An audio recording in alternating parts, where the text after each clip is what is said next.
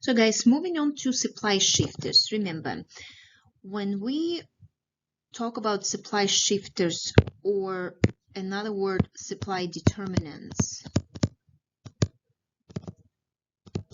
So these are kind of, I call them economic events that happen on the market that are going to shift our supply curve. So the very first determinant of the supply curve is input price.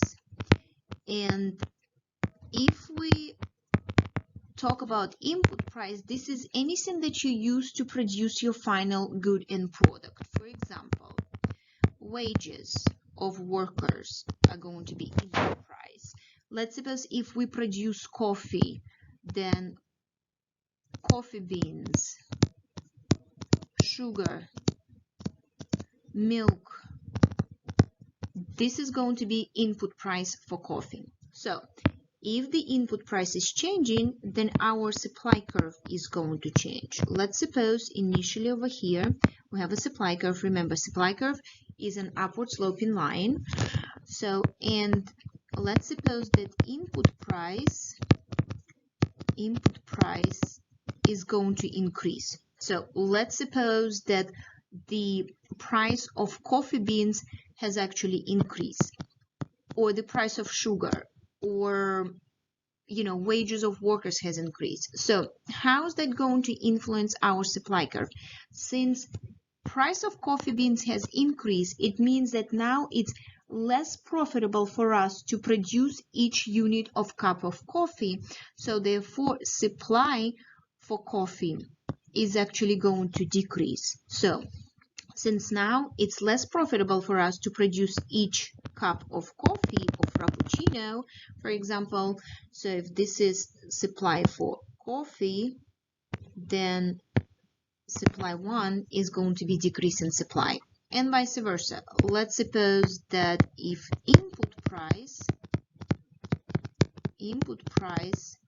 is going to decrease. Let's suppose that you used to buy 50 pounds of coffee beans for a random price, $200.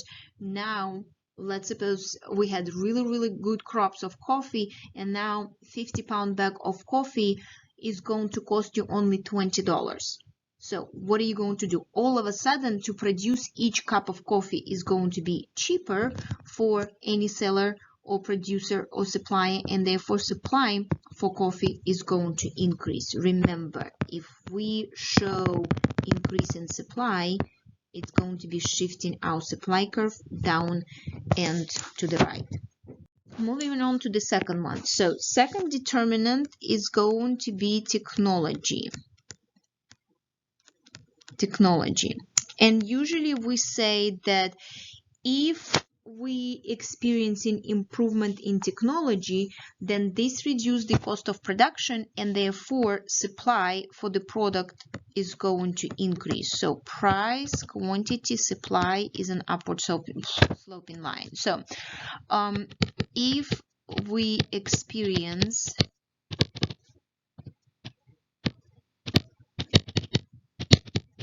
improvement in technology,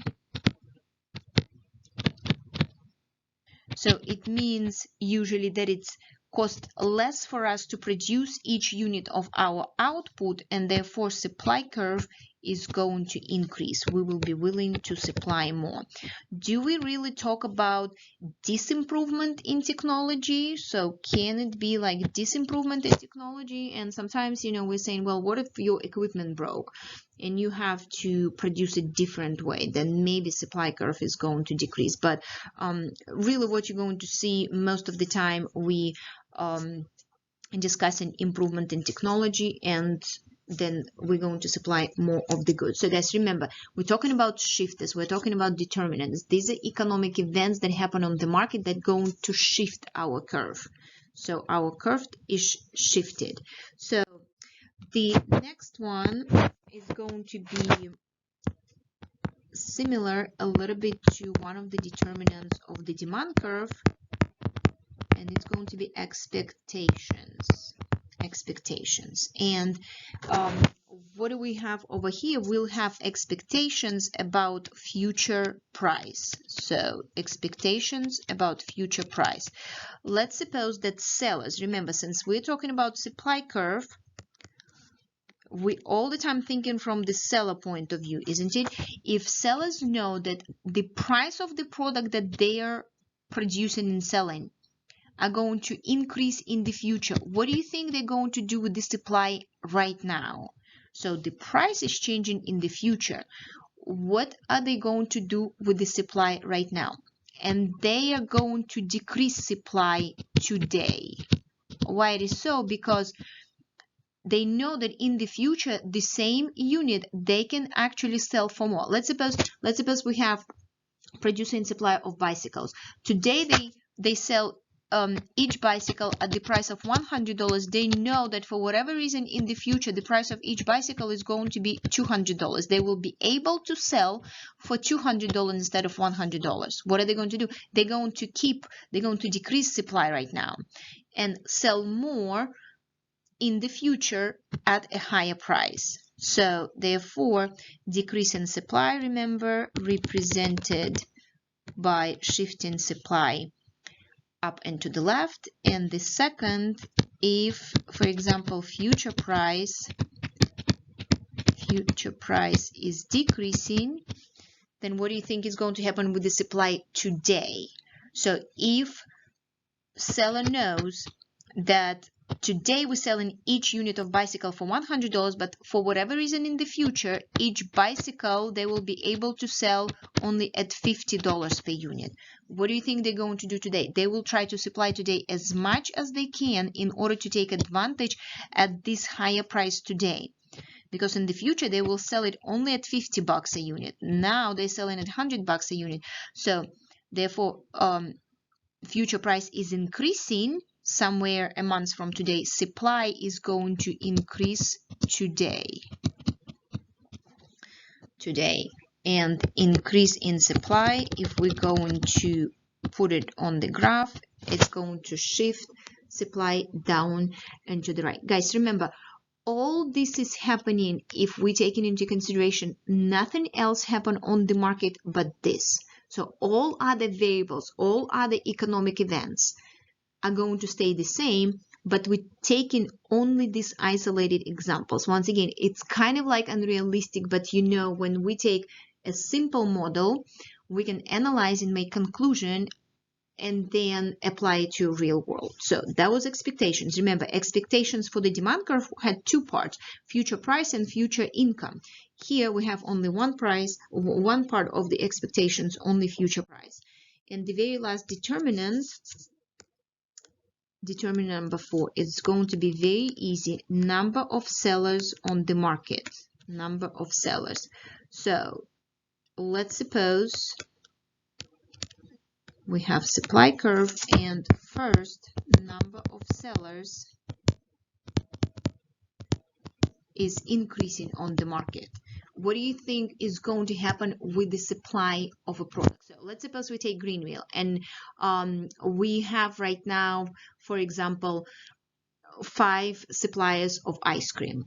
Okay, and we know that actually more sellers coming on the market to Greenville to sell ice cream. We're going to have 10 sellers of ice cream. What do you think is going to happen with the supply of ice cream? Of course, supply is going to increase. An increase in supply, it's shifting our supply down and to the right. And then if, let's suppose we had 5 sellers of ice cream. So if number of sellers is going to decrease and 4 of them going to leave Greenville market for whatever reason, they live in Greenville and now we have only 1 supplier. Well, let's suppose 3 of them left and we have 2 suppliers of sellers of ice cream left in Greenville.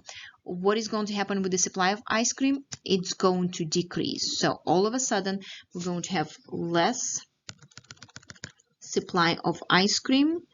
This is supply 2, and we're shifting our supply up and to the left. So guys, it's very important to know shifters or determinants. Remember, or determinants of both supply and demand, because if you don't know them, then you won't understand the very last part of our chapter 4, where we're going to put supply and demand together on one and the same graph. So therefore, before you move to a new video, make sure you clearly understand all determinants of supply and demand, and you clearly know if this event happened, what is going to happen with the supply curve and which way supply is shifting.